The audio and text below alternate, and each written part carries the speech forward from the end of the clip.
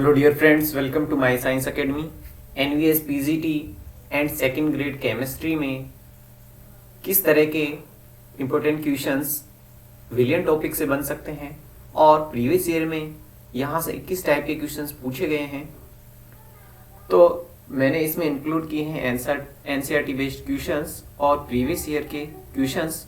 तो विलियन के संभावित क्वेश्चंस आइए देखते हैं। फर्स्ट क्वेश्चन है कि 25 डिग्री सेल्सियस पर AgCl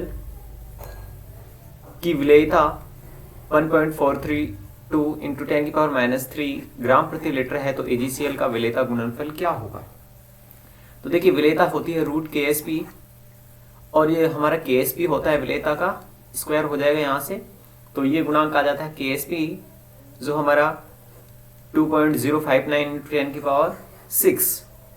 तो AgCl का विलेयता गुणनफल निकालना है, तो ये विलेयता गुणनफल के लिए जो Ksp की वैल्यू है हमारे पास, उसमें जो मोलर द्रव्यमान है AgCl का उसका भाग दे देंगे। ये आपको वैल्यू दी रहेगी AgCl की मोलर द्रव्यमान की, तो ये आंसर हमारे पास आ जाएगा। नेक्स्ट देखिए, मेथेन के x मोल के दहन से 11 ग्राम CO2 प्राप्त की जा सकती है। सेकंड ग्रेड 2013 में पूछा गया है।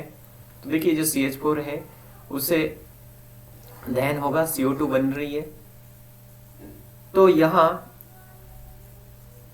कि 1 मोल से 1 मोल CO2 बन रही है, यानी कि हम CO2 के लिए यदि मोल निकाल लें तो वही सेम CH4 के लिए हो जाएंगे। तो यहाँ से हम निकाल सकते हैं CO2 के लिए जो मोल कितने मोल होंगे। तो देखिए, इसका जो द्रव्यमान होगा CH4 के लिए 11 होगा और इसके लिए जो मोलर द्रव्यमान ये 12.01 + 2 इंटू 16 O2 के लिए हो जाएगा ये। तो इसका डिवाइड करते हैं तो जिसकी मोल आ जाती है मोल संख्या 0.25 मोल। 1 × 10⁻⁸ MgCl विलेन की pH क्या होगी, 6.98 होती है। ये सेकंड ग्रेड 2013 में पूछा गया है। यदि AgNO3 का आधिक्य एक ऐसे विलेन में मिलाया जाए जिसमें CuCl3.4NH3 का एक मोल उपस्थित हो तो AgCl के अवक्षेपित मोल होंगे।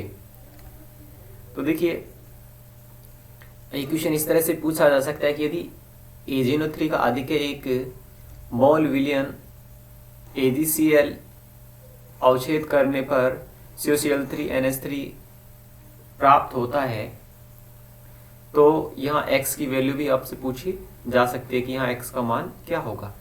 तो यहाँ 1 मोल AgCl अवक्षेपित हो रहा है। नेक्स्ट देखिए, यदि 5.85 ग्राम NaCl को 90 ग्राम जल में विलय किया जाए तो NaCl की मोल भिन्न क्या होगी। सेकंड ग्रेड 2013 में पूछा गया है।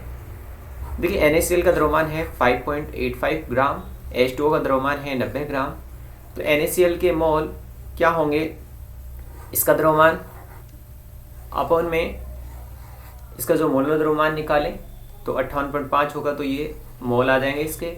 ऐसे ही H2O के मोल यहाँ से निकाल लेते हैं और मोल भिन्न क्या होगी NaCl यानी कि जो संपूर्ण विलयन है उसकी N विलय अपन में N विलय प्लस N विलायक, तो यहाँ से आ जाती है हमारे पास 0.0196 आ जाती है। नेक्स्ट देखिए, एक कार्बनिक यौगिक में कार्बन का प्रतिशत 85.7 है एवं हाइड्रोजन का प्रतिशत 14.3 हो तो इस यौगिक का मूलानुपाती सूत्र क्या होगा।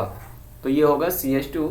ये आप उसमें एग्जाम में जैसे आया था तो ये ऑप्शन से भी हम देख सकते थे, क्योंकि जो इनका मोलर द्रव्यमान है तो वो इस तरह से इसमें रेशो के अकॉर्डिंग हम देख लेंगे। नेक्स्ट देखिए, यदि बेंजीन में 30 डिग्री सेल्सियस पर एक वाष्पशील विलेय मिलाया जाए तो इसका वाष्प दाब क्या होगा।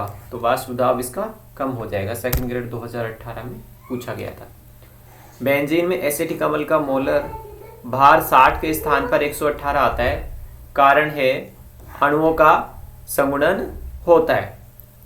नेक्स्ट देखिए, वह नियम जो किसी गैस की विलेयता एवं दाब के मध्य संबंध को दर्शाता है, ये क्या कहलाता है, हेनरी का नियम कहलाता है। किसी विलयन का आंशिक दाब इसके मोल अंश के समानुपाती होता है, इसे क्या कहा जाता है, राउल्ट का नियम। नेक्स्ट देखिए, कौन सा विलयन राउल्ट के नियम से धनात्मक विचलन दर्शाता है। तो आपको एग्जाम्पल देगा, उसमें से आपको बताना है, जैसे एथेनॉल प्लस एसीटोन का विलयन CH3OH प्लस H2O का, एसीटोन प्लस एथर का, C2H4 प्लस H2O का विलयन। वान ट हाफ कारक, वान ट हाफ गुणांक किसको निरूपित करता है कि I संगुणन वियोजन से पूर्व किए गए कणों की कुल संख्या और संगुणन या वियोजन के बाद कणों की संख्या। नेक्स्ट देखिए 14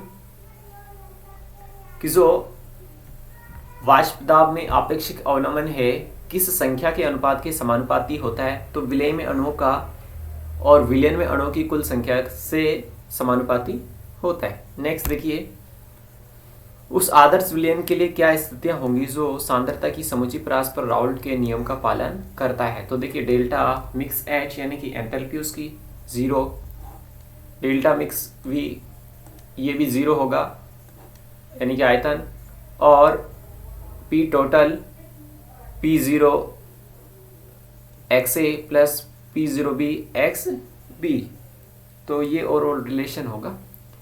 10% WW ग्लूकोज विलयन में ग्लूकोज का मोल अंश क्या होगा, तो देखिए 10% WW यानी कि इसमें 10 ग्राम ग्लूकोज है और 90% पानी है, तो हम 100 ग्राम में माने तो 10 ग्राम ग्लूकोज और 90 ग्राम पानी। तो जो ग्लूकोज है उसका ये सूत्र होता है C6H12O6, तो इसका मोलर द्रव्यमान निकालें तो ये होगा 180 ग्राम, और ग्लूकोज की मोल निकालें तो कितना है इसका द्रव्यमान 10/80, तो इसमें जो मोल हो जाएंगे 0.056 मोल हो जाएंगे। अब ग्लूकोज की मोल भिन्न या मोलेंस निकालें तो क्या होगा 0.056। ऐसे ही जो ग्लूकोज की मोल भिन्न और जल की मोल भिन्न है उन दोनों का यदि इसमें भाग देंगे, दोनों को ऐड करके इसमें भाग देंगे तो ये आंसर आ जाएगा 0.011। नेक्स्ट देखिए आदर्श विलयन निम्न है, बेंजीन प्लस टोलिन ये आदर्श विलयन है, C6H5Cl प्लस C6H5Br ये हमारा आदर्श विलयन है, CCl4 प्लस CiCl4 ये भी आदर्श विलयन है। वान ट हाफ के अवोगाद्रो नियम के अनुसार देखिए V1 V2 आयतन यदि समान हो, ताप भी समान हो और जो परासरण दाब है वो भी अगर समान हो तो इनकी जो अणुओं की संख्या वो क्या होती है, समान होती है, N1 = N2 होता है। राउल्ट के नियम से धनात्मक विचलन के लिए क्या होता है, डेल्टा मिश्रण H is greater than equal to होता है 0, और अगर ये लेस देन इक्वल टू 0 हो तो ये ऋणात्मक विचलन दर्शाएगा। क्लोरोफॉर्म एवं एसीटोन को मिलाने पर किसका स्थिरक्वाती मिश्रण बनेगा, अगर ऐसा पूछा जाता तो ये राउल्ट के नियम से धनात्मक विचलन दर्शाने वाला बनेगा। जब जल में तनु H2SO4 के वान ट हाफ गुणांक का मान कितना होगा, ये 3 होगा, क्योंकि जब H2SO4 को हम विखंडित करते हैं तो इससे 3 आयन हमारे पास रिलीज होते हैं, क्योंकि 2 H के और SO4 का 1 तो 3 होगा इसका गुणांक। किस क्वथनांक का 1 ATM पर दाब सबसे उच्च होगा, तो जो 0.1 BaCl2 है उसका अधिक होगा। विलयन में संगुणित होने वाले विलय के लिए वान ट हाफ गुणांक क्या होता है, ये 1 से 2 के बीच में होता है। Thanks for watching the video.